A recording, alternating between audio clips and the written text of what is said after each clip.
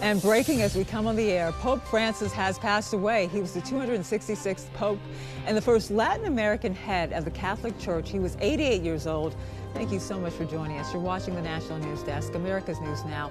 I'm Angela Brown, in for Jan Jeffcoat. It's Monday, April 21st, a date that will live in history for mourning, but also marking a transition for the Catholic Church and also the world. Overnight in Vatican City, Cardinal Kevin Farrell announced the Pope's death. His statement reads, quote, right here at 7:35 this morning, the Bishop of Rome, Francis, returned to the home of the Father. His entire life was dedicated to the service of the Lord and of his church, end quote. We want to get right now to Mark Boyle at the live desk. Following the breaking details, of course, Pope Francis has been battling health issues, and we're starting to hear more from members of the White House and also other world leaders just regarding his passing. We are seeing some of those reactions come in right now, starting off with a live look over the Vatican here behind me to the left. And Angela, one thing about the live desk here is we can see these reactions and these statements and different sound bites come in all morning and bring those to our viewers. If you're just joining us right now, 8:30 here on the East Coast, we are now hearing from President Donald Trump, posting on Truth, quote, rest in peace, Pope Francis, God bless him and all who loved him. The Pope's death follows a series of health challenges in recent years. He suffered chronic lung disease, spending 38 days in the hospital back in February for respiratory crisis that developed into double pneumonia. And hours before he passed away on Easter Sunday, Vice President J.D. Vance had a chance to meet with him. He released a statement this morning saying, my heart goes out to the millions of Christians all over the world who loved him. May God rest his soul. And just about 15 minutes ago, we heard from the White House press secretary. She spoke out on the Pope's passing. I spoke to the Vice President's team this morning, and they expressed how excited and grateful they were for the opportunity to have met with the Pope just yesterday.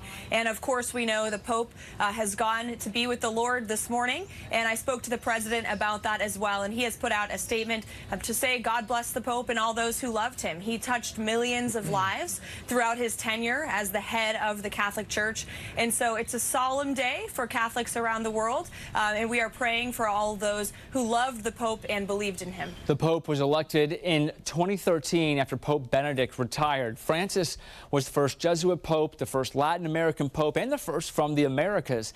The Vatican now is preparing for what comes next. The process of selecting a new Pope begins when conclave is convened between 15 and 20 days after Francis's passing. Conclave can last up to 13 days. The new pontiff will be installed less than a week after he is elected. Well, we've been reporting the Pope has been struggling with health issues for several months now, but was able to make one last appearance yesterday at Easter Sunday Mass. You're looking at the video right here after Mass when he returned the Pope to his home at the Vatican in Santa Marta, where he passed at 7:35 a.m. Barbie Latonado reports from Rome. The pontiff had been battling double pneumonia. He was in the hospital for some 5 weeks and was released in March. He had made a few appearances over the Easter holidays, and he blessed the crowds who had gathered at St. Peter's Square on Easter Sunday, and then rode around the square in his Pope-mobile, blessing babies and greeting those crowds. It came as quite a shock then to hear this news that the Pope, in fact, had died early this morning. His voice was very weak yesterday when he greeted the crowds and when he blessed those crowds who had gathered. The next steps coming up, of course, will be to arrange the papal funeral and then eventually the conclave to elect the next pope. Barbie Latonado, Rome.